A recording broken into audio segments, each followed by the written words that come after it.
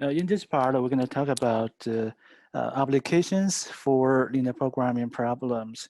We talk about the two applications. The first one is about transportation problem. The second one is about assignment problem. Look at the first one, a transportation problem. Transportation problem is very common in reality. So we want to talk about like UPS, FedEx, or they always want to transport the goods from one location to another. So it's about the transportation problem. But also transportation problem is about the network problem or network models, broadly speaking.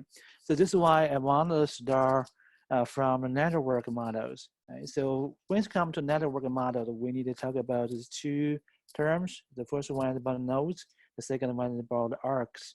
The nodes are the points on the network.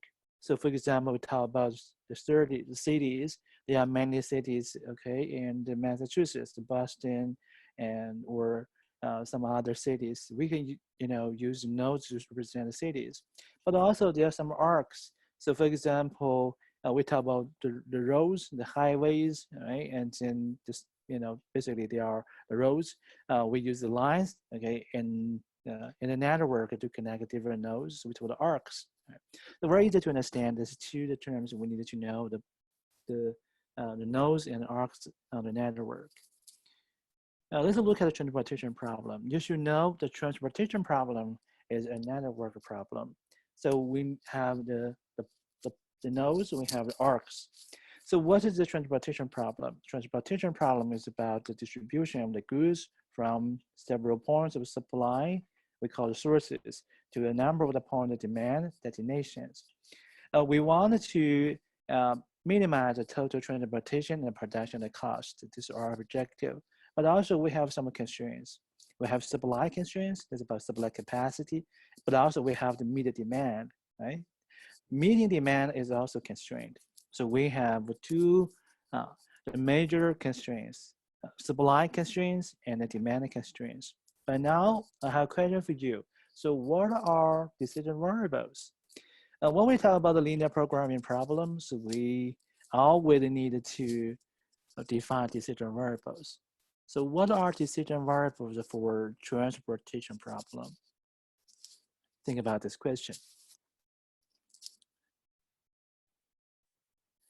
Let's look at an example. And then I'm going to show you how to define decision variables in the transportation problem and how to figure out all the constraints, how to write objective function in terms of decision variables. So we needed to summarize the information available in transportation problem. I want to give an example here. So this basic objective furniture corporation example. So we have objective, the objective to minimize transportation cost. And also there are two constraints. The first one is about meeting demand. The second one is about supply capacity. So we cannot exceed the supply capacity. The first step is to define decision variables. So basically we want to determine how many units shipped from the sources to the destinations. So we define decision variables as xij. X, this is the means decision variables. I stand for the number of the sources. Basically the I stand for the sources and the J stand for destinations. We use Sij to represent the number of units shipped from source I to destination J. So this is the decision variable. After knowing decision variables, so we can write objective function in terms of decision variables. So this is about the objective function and all the constraints. Before talking about the objective function and all the constraints, I want to show you a picture, right, regarding this example. Here, I highly recommend when you try to solve transportation problem, you need to draw the network like this. Right? You need to show the sources and the destinations. Okay, you put the supply and the demand, for example, here. we have the supply, we have the demand. You need to list all the capacities for all the sources, and then you need to list the demand for all the demand points or destinations, right? Like this. And we know we use the nodes to represent the sources, right? And the destinations. And we use arc to show the connection or the shipment.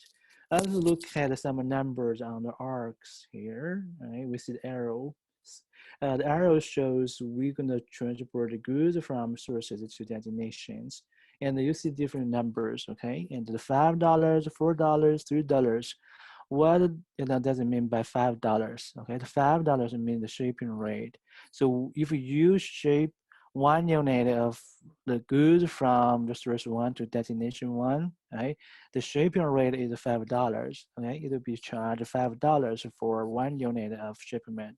So this is the meaning of $5. The same thing for 4, 3, right? So the $8 means if you want to ship 1 unit of goods from source 2 to destination 1, right? It will charge the by $8, right? So like something like this. We call this the shipping rate. If you know the shipping rate, you know the shipping quantities, okay, you use shipping rate to multiply the quantity, that then you can calculate the shipping costs. So this is the general idea for how to calculating the total shipping cost. Now we can go back to the objective function and all the constraints, right? I like you to remember these numbers. This is about supply capacity, the demand capacity as well.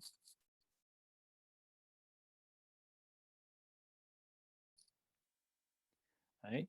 Let's look at this objective function and look at the first one. It's x11. X11 refers to the number of units shipped from the source one to destination one.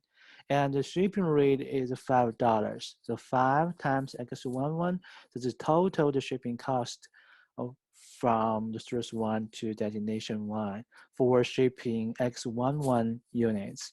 And the 4 times S12, it means the total shipping cost from the source 1 to destination 2 for shipping X12 units. The same thing here, and this is the total shipping cost from the source 1 to destination 3.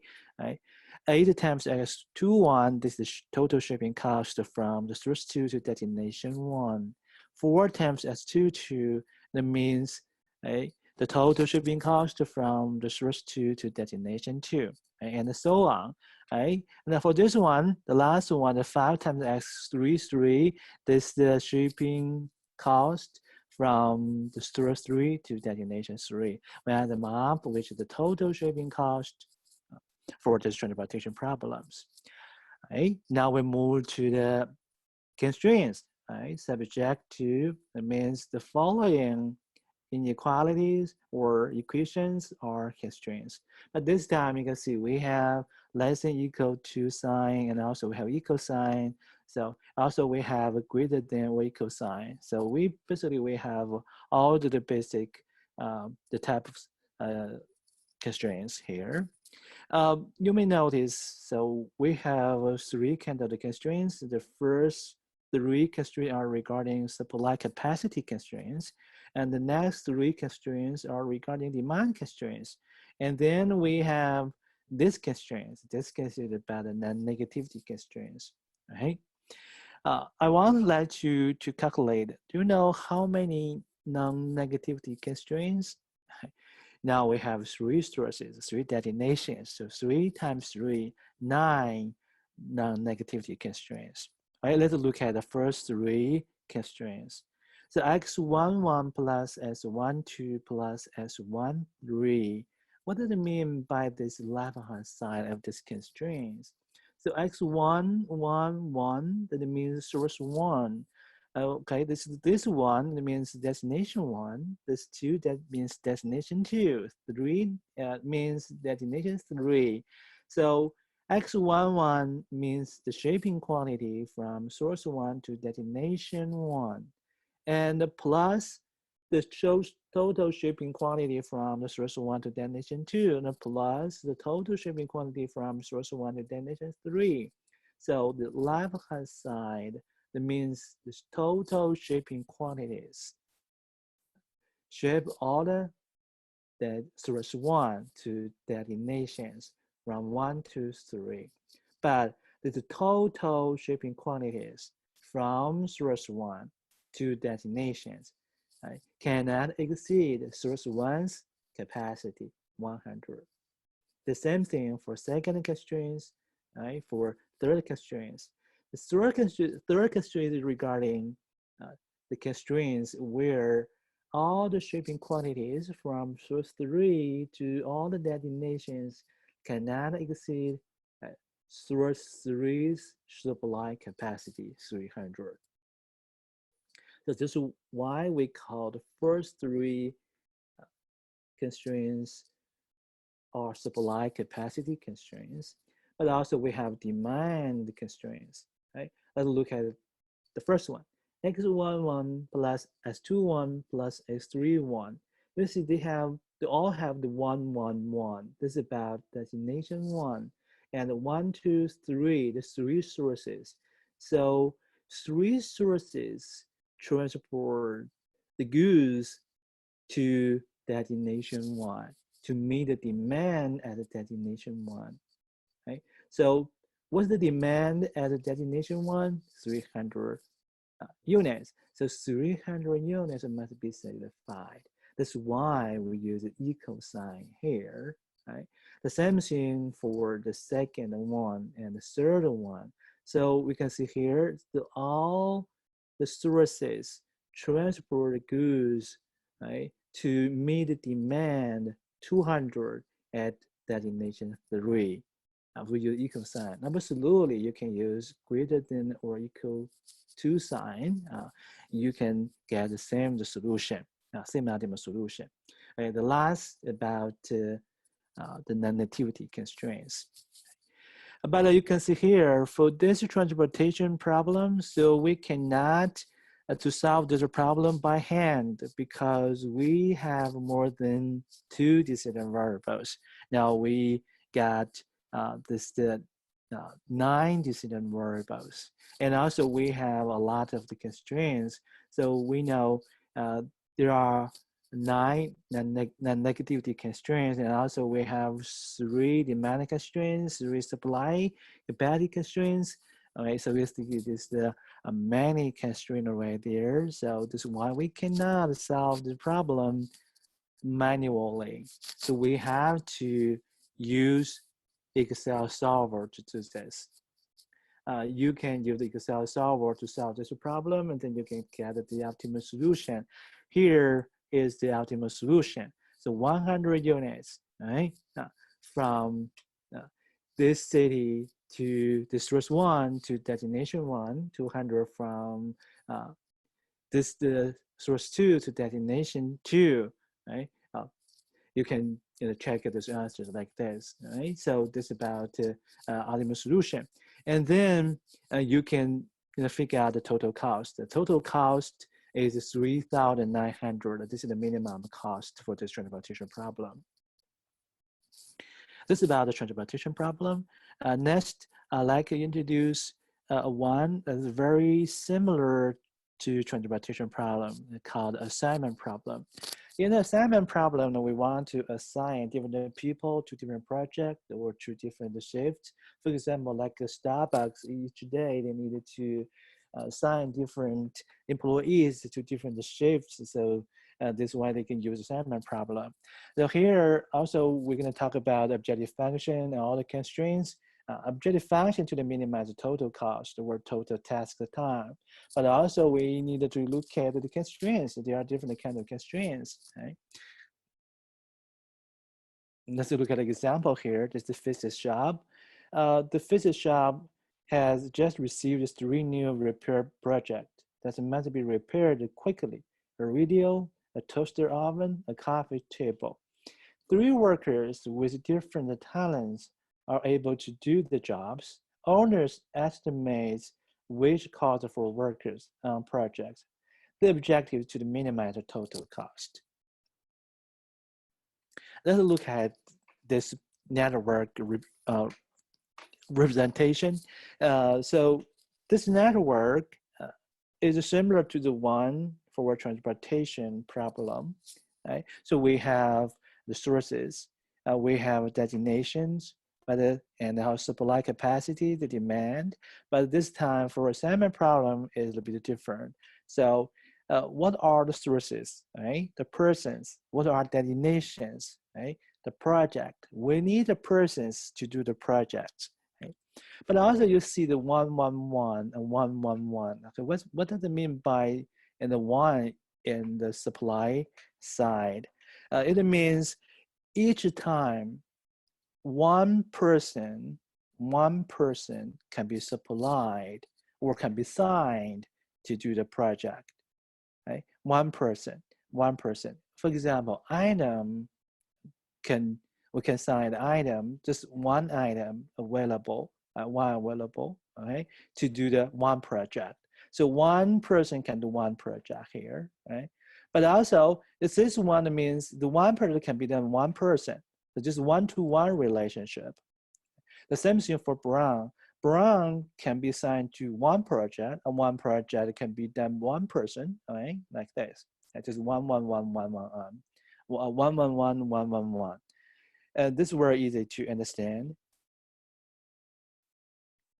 And then we're going to define decision variables. But this time we have a different kind of decision variables. We call this the binary decision variables. This is the binary decision variables.